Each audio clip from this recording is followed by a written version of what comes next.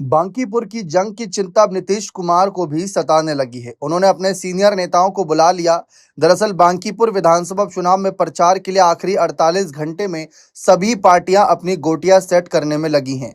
प्रशांत किशोर ने इन बड़ी पार्टियों की चैन चुरा ली है। जदयू की चुनावी रणनीति और पार्टी की दिलचस्पी को लेकर बन रहे माहौल के बीच नीतीश कुमार ने खुद कमान संभाली। उन्होंने अपने आवास पर वरिष्ठ नेताओं और मंत्रियों की आपात बैठक बुलाकर जमीनी स्थिति का जायजा लिया। बैठक में संगठन की सक्रियता, जनसंपर्क अभियानों और मतदाताओं के रुझान पर विस्तृत चर्चा हुई।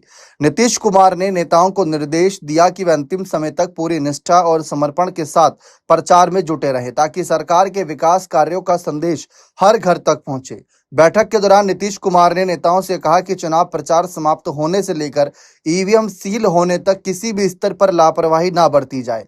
उन्होंने एनडीए सरकार की ओर से चलाए जा रहे सामाजिक न्याय और जन कल्याण के संकल्पों को प्रत्येक मतदाता तक पहुंचाने की जिम्मेदारी सौंपी। बांकीपुर में 30 जुलाई को वोटिंग होगी।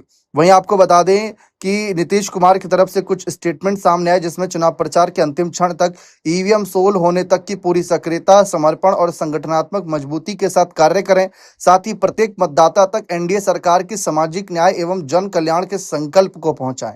ये एक बड़ा मैसेज दिया गया है। लेकिन गौर करने वाली बात यह है कि अभी तक जेडीयू को लेकर उतनी कोई चर्चा खासा थी नहीं। नीतीश कुमार ने पूरी तरीके से दूरी बना रखी थी, ज्यादा कुछ कहा नहीं था इस मामले पर। लेकिन अब अचानक से उनकी एंट्री हुई है तो गेम पलट सकता है।